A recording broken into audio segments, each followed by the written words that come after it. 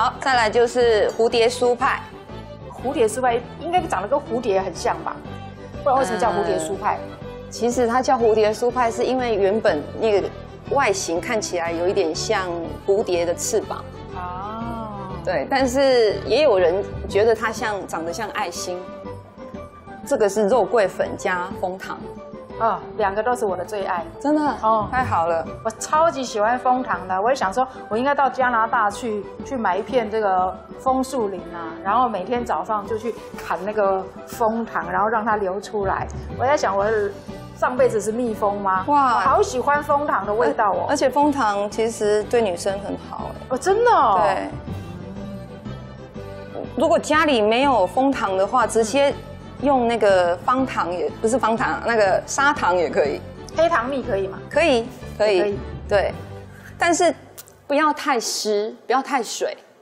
如果说你水分太多的话，它等一下会阻碍它膨胀。好，差不多这样就行了。然后呢，重点在于折法。要沾水吗？先不沾。先不沾。对，我先这样子。好，左边的大概呢折进来3公分，2.5吧。其实就是你剩下的面皮多少？对，剩下多少，再来一次。然后这个让它刚好关在这个中间，这个地方就要涂水了。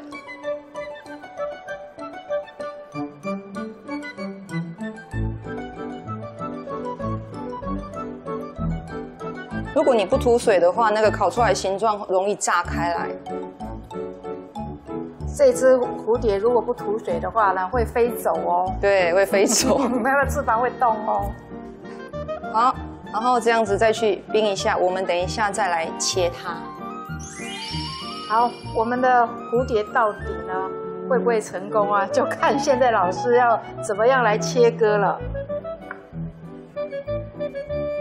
这样也是一朵。现在是毛毛虫阶段啊，还没变成蝴蝶。等一下真的会变成这样子哦。会，它就会膨胀。所以，但是要记得不要切太厚哦。切太厚的话，你那个蝴蝶酥会很高，然后你要咬就不容易咬。啊。对，这样子会比较刚好一些。OK。差不多0.5或者是0.6左右。所以我们这只蝴蝶的大小呢，就是以我们折的这个，如果说你喜欢它迷你一点，你就折小一点嘛，是这样子的意思吗？哦，对。但是高度也一样，你切的时候等于说你刚刚折的那一块皮越大的话，你做出来的蝴蝶切出来蝴蝶酥一定更大片。爸爸蝴蝶，妈妈蝴蝶，就是这个宽度越宽的话，烤出来就会越大片。这样大概要烤多久？蝴蝶酥比较快，蝴蝶酥烧20分钟就。温度呢？也是170。170。对。好，我们休息一下，马上回来。好，观众朋友有没有看到我们今天我哈鲁老师挑战成功？真的哎，一集里面呢做了3个层次非常分明的，一个是咸派啊，然后另外呢有甜的，那另外呢又有肉酱，好，那造型都不一样。